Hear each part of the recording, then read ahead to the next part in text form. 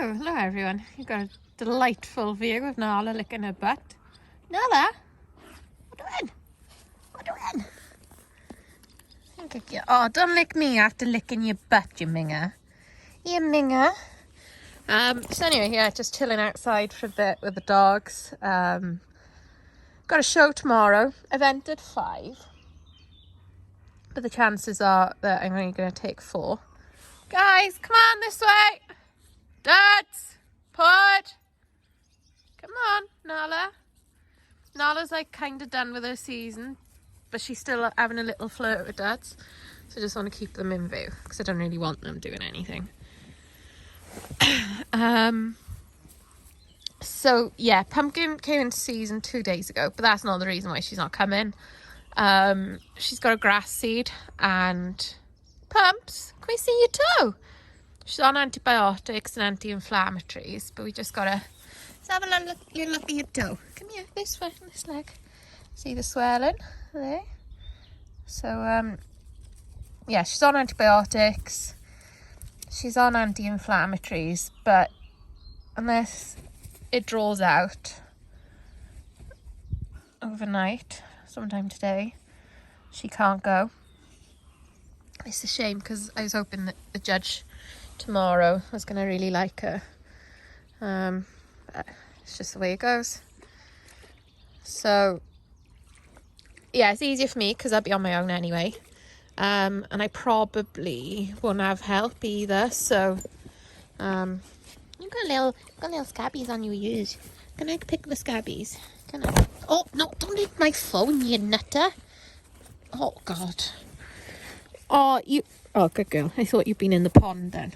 Yeah, it's only Poddy that's in the pond and it raves. So yeah, anyway, I'm gonna not bath Nala. I think I'm gonna do Arya's legs. He needs a proper bath because he's just a minger. Like, he's gonna come out there with green legs.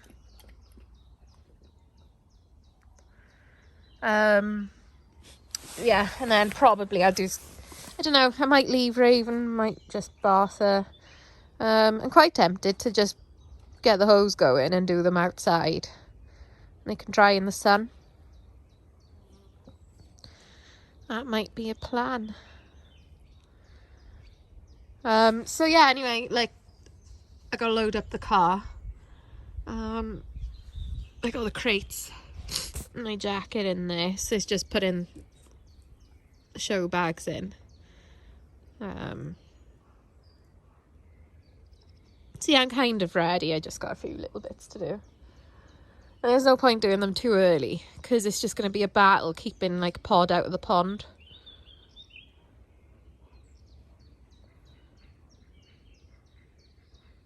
He's after pond skaters, he is.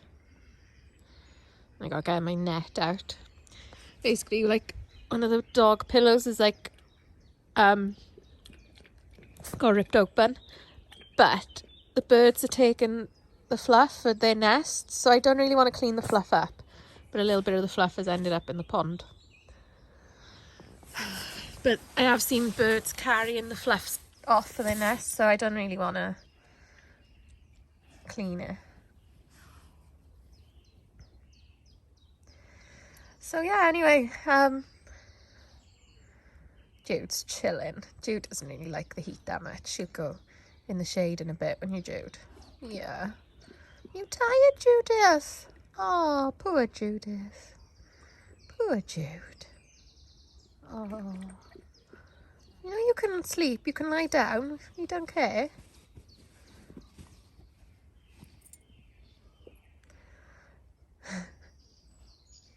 Good girl.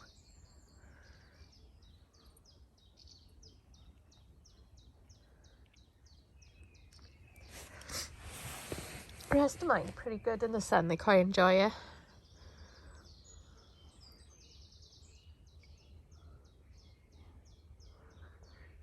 So I don't know if I've ever really spoke about the story behind Harvoener. And it's quite a long-winded story of how it all came about, but I'll try and keep it brief. So I had Dudley, and I was living on my own, wanted a dog that could come out riding with me, be happy to be left in the house if I went to a show or whatever, but could also come. That would bark if somebody came, but was generally very friendly. So that was the plan with Dudley. At that point, I was a riding instructor, had no plans or intentions to breed. It was just, I wanted a dog. Then, sort of 10 months later, or just under 10 months later, I got Nala. And the plan was to breed, do a couple of shows just to, add value to puppies and better access to stud dogs.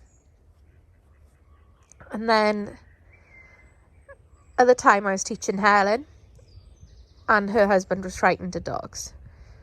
But then he got confident with Nala and Duds. Then he wanted one, so they got Simba. Now Simba is, you go back to the video, he's got loads of issues, loads of things wrong. And Simba's breeder fell out with Helen because she castrated him. And she castrated him because of all of his issues. Within a year, Helen got Dottie. Dottie came from a puppy farmer, was seriously ill, cost Helen thousands of pounds to save her. So Helen straight away had 2 bad experiences with breeders. And then the plan was that I wanted to breed Nala, so Helen kind of joined in and we created Harvoener. So Harv is the name of a baby that Helen lost, and Wenna is the name of my nan. Now, my mum died when I was 2, and my nan took over the role of being a mum and a nan to me, and she was the closest thing I can ever remember, because I can't even remember my mum at all, that I know of as a mum. So it was really, really hard when she passed away, which was 10 years ago in April this year. So I came up with the name, and we combined the name. We played around with different parts of the names, swapping the names around, but we ended on Harvoener. And it was the money from my nan, my inheritance, that paid for the startup of the kennel. So the name came from 2 people who were important to us, and the ideology and the idea behind it was to create healthy, temperamentally sound pets and be honest as breeders, and be what we felt the breeders weren't, which was honest and open, and breeding for more than just the show. Trying to get a good temperament in these dogs. And some dogs may not have the best temperament because of more environmental factors, not walked enough, not exercised enough, not mentally stimulated enough, high protein, high oil foods. There's loads of things, lack of training, lack of boundaries, lack of blah, blah, blah. So you can't, one bad apple shouldn't spoil the bunch. Multiple bad apples with bad temperaments, then you can start to look and think what's going wrong. And all dogs, in my opinion, should have an off switch like this. We're just sitting outside, you're just chilling by me, snoozing, dozing, just happy to be. And they're not mad, bonkers, neurotic. They're not back and forth to the vets all the time. They're not you know, anything wrong. We give advice. We'll be there for our puppies all through their lives. We're not overbearing as breeders. We're not interfering as breeders. And that can be hard because there's things that people do that I wouldn't do. There's foods that people feed that I'd never feed. There's equipment that people use, like Julius canine harnesses, that I'd never use. People have overweight dogs. I don't get involved. You know, people over-exercise puppies. I'll have one quiet comment, and that is it. At the end of the day, I sold the dog to them. I've given them advice. The advice is easily available from other sources online. If they choose to ignore it, I can't do anything about it, and I'd rather just keep in touch and watch how these puppies are, how these puppies develop. You know, there are some truly phenomenal owners we've got with far better trained dogs and puppies than I've got, and they do really cool things that I don't do, and that's good. That's what we want. But I like to watch what people are doing. I like to watch how the dogs cope with what they're doing. I like to see everything that they get up to. And if I'm overbearing,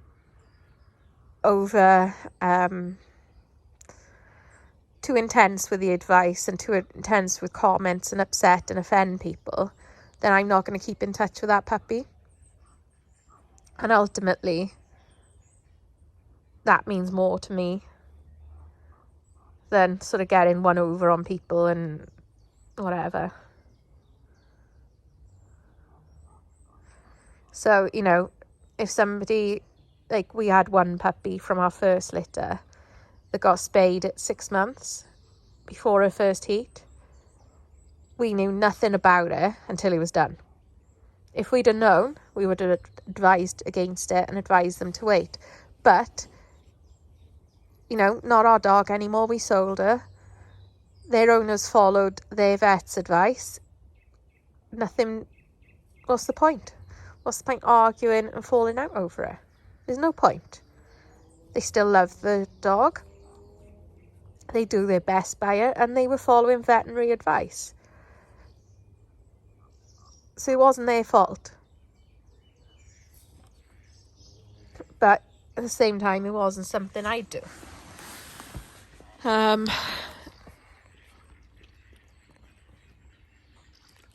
So that's how we want to be as breeders. We want to be there for all of our puppies, and when they do well, like, I couldn't be more proud of Finn and Floki for qualifying crafts and getting out there and showing, and you can see the way they're improving as time is going on. They're getting more experience in the ring, their performances are getting better. I'm really, really chuffed, really, really pleased for them. Winston, who is Mr. Black from the Pod and Lily litter, he started doing, like, you know, basic agility courses. That's so cool. So pleased for him. Tanyan from Jude's litter, doing puppy awards, good citizen scheme awards, learning loads of tricks. That's so cool. That's lovely to see. You know, Harley and Isla going out to shows and puppy play dates and all the rest of it, meeting up with her sister Disney. Harley does. I love it. Like, and Isla meets up with Floki and Finn. They're playing together.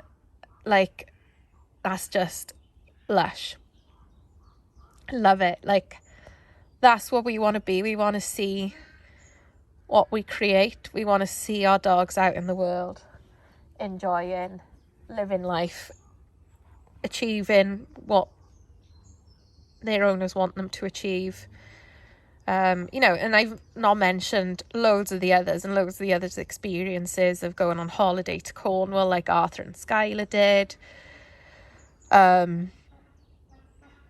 You know, I think Daisy goes and stays down a caravan most weekends now and having new adventures. Aria, where are you going?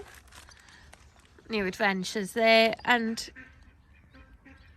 yeah, we want to be there for our owners. We want to be there in the good times and the not so good times, and we be open, honest, approachable breeders at all stages of their life. We want our owners to feel comfortable and confident to come to us no matter what,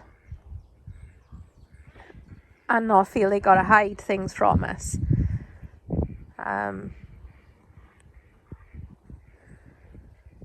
And we won't judge, we won't have a go. We'd rather know. And, you know, if some of the things you tell us might or would affect our breeding choices going forward, we still want to know. We want to do what's right by the dogs. So, yeah, it's a bit of a longer-winded chat and talk. Hey, Potty Buddy! Buddy Pod! Buddy Pod! He's a good boy. Come and have a cuddle, buddy. He was a cuddle buddy. He's a cuddle buddy. Yeah, he's a sweet boy. Is that nice? Is that nice? Is that nice? What have you lot been up to? You've been busy. You've been busy. You're always busy and up to no good, you guys are. You know, and I hope that people can see what we do, what we achieve, what our plans are. And I think social media,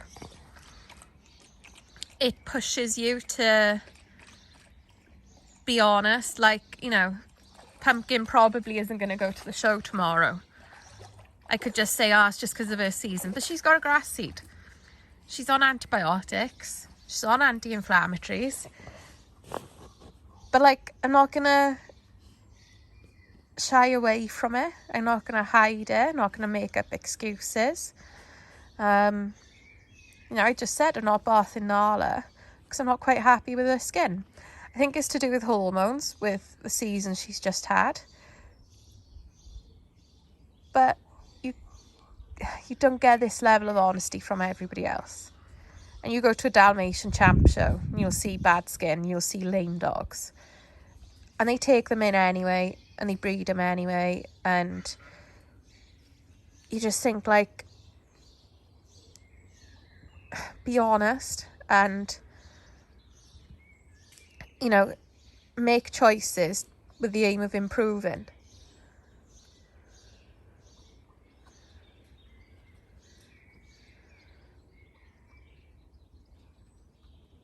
And yeah, like, there's so many dogs on the show circuit that I'd be shocked to find out that they're not medicated. And that's not what it should be about.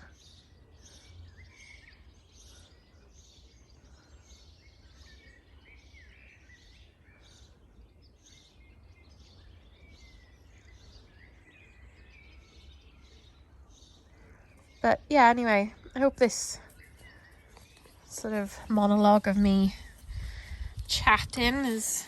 Jude, what have I got on your back? Go over there. Oh, something sticky, Judith. What's it got sticky? I better not be bird poop. Oh, Judith. With the smiles. Jude, I need... Judith. Hey, Jude. Na, na. Jude. Na, na, na, na. Judith! She says Mummy is too warm to smile all the time. Jude. You're doing tiny ones. We need a better one than that. We need better smiles than that. Yes. Yes. Yes. Yes. Well, I said I'd keep it brief. I'd give you the shortened version. And here we are 20 minutes later. 20 minutes. 20 minutes. But yeah, anyway, hope this gave you a bit more insight, and yeah, see you all soon. Bye.